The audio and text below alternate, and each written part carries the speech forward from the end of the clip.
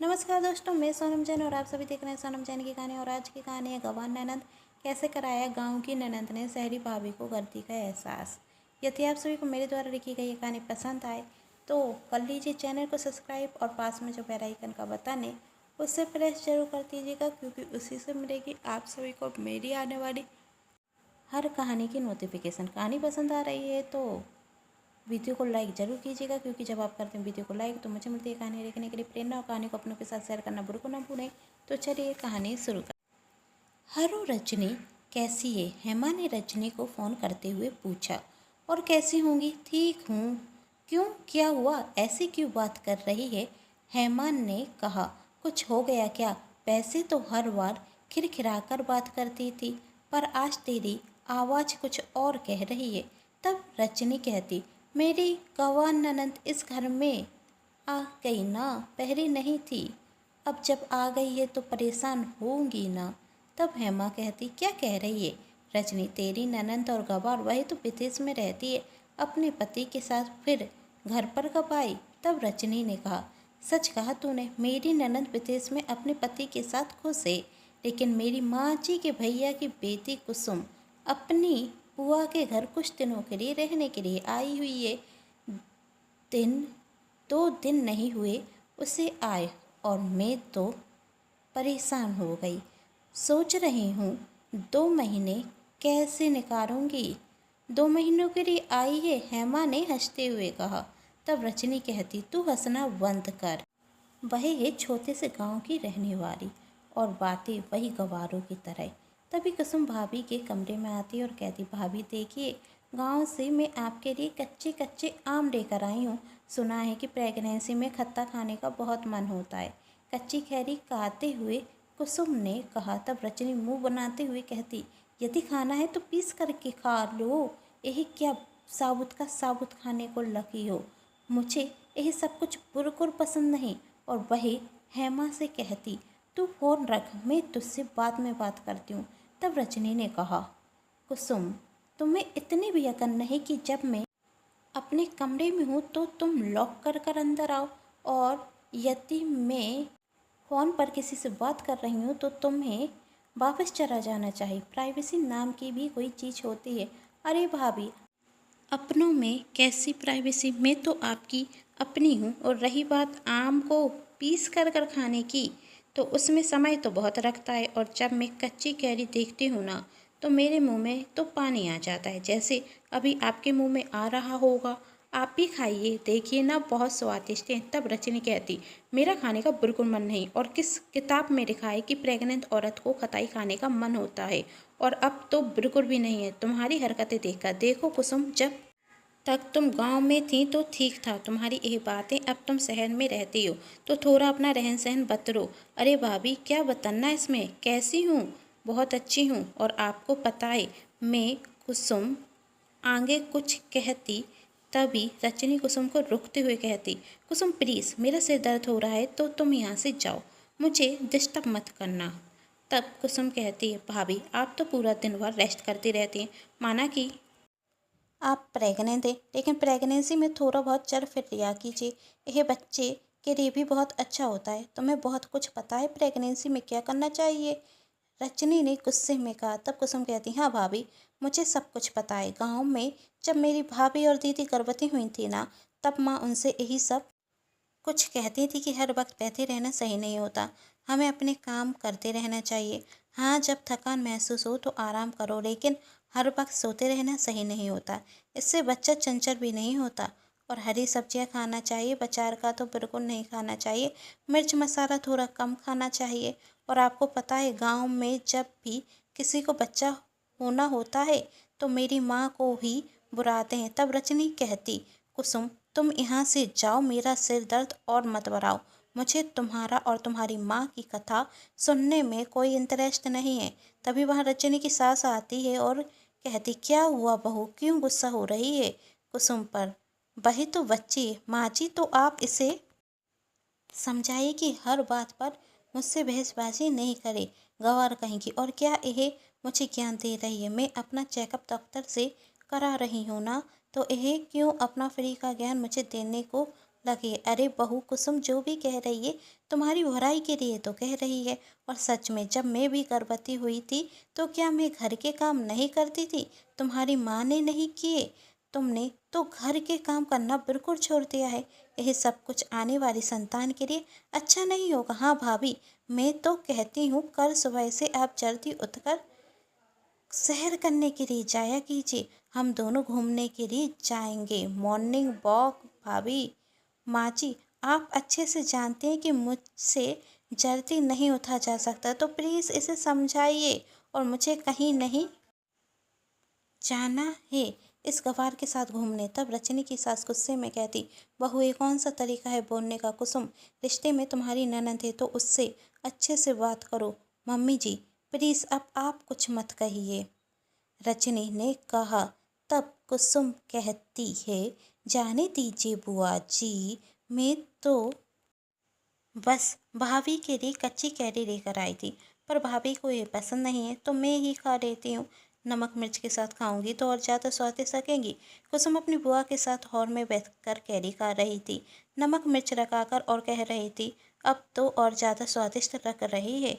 और बुआ जी आपको पता है यह कैरी मैंने खुद अपने हाथों से पेड़ से तोड़ी है, खाकर तो देखिए कितनी स्वादिष्ट रख रही है। तब बुआ जी ने कहा, अरे बेटा, ज़्यादा खट्टा खाऊंगी तो हाथ पैर दर्द होंगे।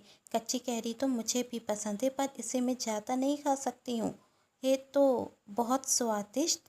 यह सब रजनी सुन रही थी और तभी पानी पीने के बहाने किचन में जाती। हॉल से निकलते हुए जब उसकी नज़र कैरी पर पड़ती तो उसके मुंह में पानी आ जाता। अब उसका खाने का तो बहुत मन था, लेकिन वही कहे कैसे? अभी तो उसने कुसुम को इतना सुनाया था। रजनी कैरी को देखते हुए आगे बढ़ रही थी कि तभी वह सोफे से टकरा जाती। तब रजनी की सास कहती, बेटा कहाँ ध्यान है तुम्हारा? तब कुसुम कहती, वो बुआ सामने देखकर नहीं चल रही थी भाभी, इसलिए टकरा गई। लगता है उनका मन कैरी पर आ गया, पर कहने में शर्मा रही हैं। अरे भाभी, अपनों से कैसी शर्म खाइए ना।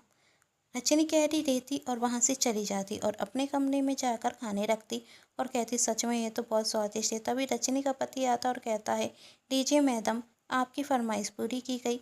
आपने गोलगप्पे मंगाए थे ना खाने के लिए, खाइए। तब रजनी ने कहा, अब मेरा मन नहीं है, आप यह कैरी तो खाकर देखो कितनी स्वादिष्ट है। तब रजनी का पति कहता, तुम और कैरी खा रही हो? हाँ तो क्या हुआ, हर प्रेग्नेंट लेती खाती है प्रेगनेंसी में, उसमें क्या है? कैरी कहाँ से आई है? कुसुम लेकर आई है। लगता है दोस्ती हो गई ननंद और भाभी ने, रजनी के पति ने चिढ़ाते हुए कहा। तब रजनी कहती, आप यह सब बातें छोड़िए। कुछ दिनों बाद रजनी अपनी सास और अपनी ननंद ननंद कुसुम के साथ मार्केट जाती। तब कुसुम की नज़र चाट पर जाती और वह अपनी सास से कहती, मेरा चाट खाने का बहुत मन हो रहा है। तभी कुसुम ने कहा, भाभी उस तरफ देखना भी मत, बाजार का खाना आपके लिए अच्छा नहीं होगा। आपको चाट खानी है ना तो घर पर चलिए, मैं अपने हाथों से बना कर खिलाऊंगी। इतनी स्वादिष्ट बनाऊंगी ना कि आप उंगली चाटती रह जाएंगे। यही सुन रजनी को फिर अपनी ननंद पर गुस्सा आता और तभी उसकी सास कहती है, वैसे बेटा कुसुम सही कह रही है, घर पर चल, हम घर पर बनाकर खाएंगे। घर पर जाने के बाद कुसुम चाट बनाती तो वह रजनी से खाने के लिए कहती। शुरू में तो रजनी मना करती, उसका खाने का मन होता तो वह खा लेती। चाट सच में बहुत स्वादिष्ट थी। इसी तरह दिन निकलते जा रहे थे। फिर सुबह से कुसुम रजनी के कमरे के बाहर जाती और उसे आवाज़ लगाने लगती, भाभी होती है, कब तक सोएंगी? चलिए ना हम मॉर्निंग वॉक पर चलते हैं, सुबह सुबह घूमना बहुत अच्छा होता है। तब रजनी अपने पति से कहती, देखो आ गई, क्यों ये लड़की मुझे परेशान करती है, समझ में नहीं आता।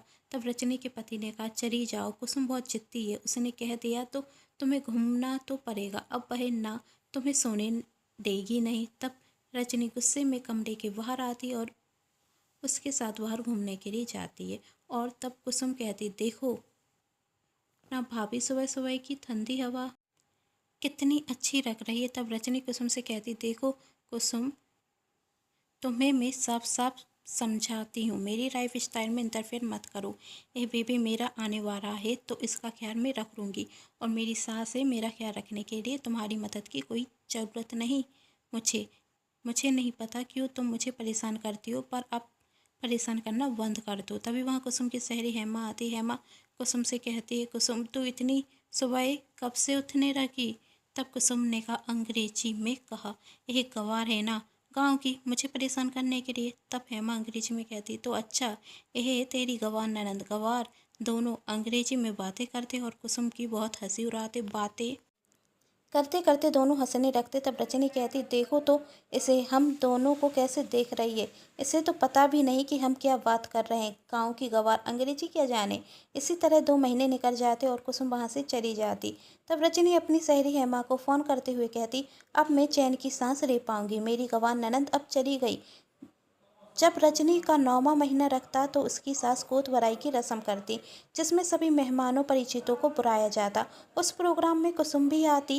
कुसुम जब जाने के लिए कहती तब उसकी बुआ उसे रोक देती और कहती, बेटा कुछ दिन रुक जाओ, मेरी मदद हो जाएगी। कुसुम रुकना चाहती तो नहीं थी, पर बुआ जी के बार बार कहने पर रुक जाती। यह देखते हुए रजनी को बहुत बुरा लगता। कुसुम भी ये समझ रही थी, पर वह अपनी बुआ को मना नहीं कर पाती।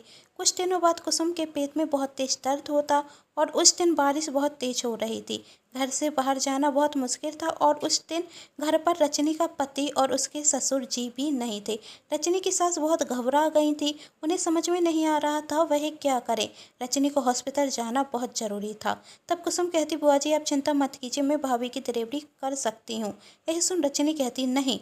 तब कुसुम अंग्रेजी में कहती, भाभी शायद आपको पता नहीं, पर मैं डॉक्टरी की पढ़ाई कर रही हूँ। आपने मुझे गांव की गवार समझा और अपनी सहेली के साथ उस दिन जब आप मेरी हंसी उड़ा रही थी अंग्रेजी में बात कर कर, तो मुझे सब कुछ समझ में आ रहा था, पर मैं कुछ बोलना नहीं चाहती थी।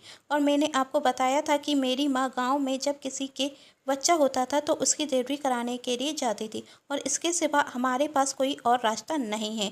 यदि मैं आपको हॉस्पिटल लेकर जा सकती तो ज़रूर लेकर जाती, और अब आपका डिलीवरी का टाइम आ गया है तो मुझे करने दीजिए। और वह अपनी बुआ जी से कहती है, आप गर्म पानी लेकर आइए। कुछ समय बाद रजनी बहुत प्यारे बेटे को जन्म देती। तब रजनी को अपनी गलती का एहसास होता और वह कुसुम से माफ़ी मांगते हुए कहती, मुझे माफ़ कर दो, मुझे लगा तुम गांव की हो तो ज़्यादा पढ़ी लिखी नहीं होगी और तुम्हारा व्यवहार मुझे थोड़ा थोड़ा ऐसा लगता था, पर आज तुमने मेरी मदद की। आज तुम्हारी वजह से मैं और मेरा बेटा दोनों स्वस्थ हैं, और उस दिन जो मैंने अपनी सहेली के साथ तुम्हारे बारे में कहा उसके लिए मैं माफ़ी चाहती हूँ। तब कुसुम ने कहा, भाभी अपने दिल और दिमाग से निकाल दीजिए कि गांव के लोग कुछ नहीं कर सकते। गांव की बेटी हूँ इसका मतलब यह नहीं कि कुछ जानती नहीं हूँ, और मेरा नेचर हंसी मजाक का है। मैं पढ़ी लिखी हूँ तो उसका घमंड मैं दुनिया को बताती तो नहीं रहूँगी, और कोई कम पढ़ा लिखा है तो उसका मजाक तो नहीं बनाऊँगी ना। मैं इसी शहर से अपनी पढ़ाई कर रही हूँ और बुआ जी चाहती थी कि मैं यहाँ पर रहकर ही अपनी पढ़ाई पूरी करूँ, पर आपको मैं पसंद नहीं थी, इसलिए मैं घर छोड़कर चली गई थी। तब रजनी कहती, पर अब तुम इसी घर में रहकर अपनी पढ़ाई पूरी करोगी, और यदि तुमने मना किया तो मैं समझ जाऊंगी तुम मुझसे अभी तक नाराज हो। तो तब कुसुम कहती, ठीक है आपको माफ़ कर दिया। आप भी क्या याद रखेंगे किस दिलदार लड़की से पारा पड़ा था। यदि आप सभी को मेरे द्वारा लिखी गई ये कहानी पसंद आई है तो चैनल को कर दीजिएगा सब्सक्राइब, वीडियो को कर दीजिएगा like and share. Thanks for watching.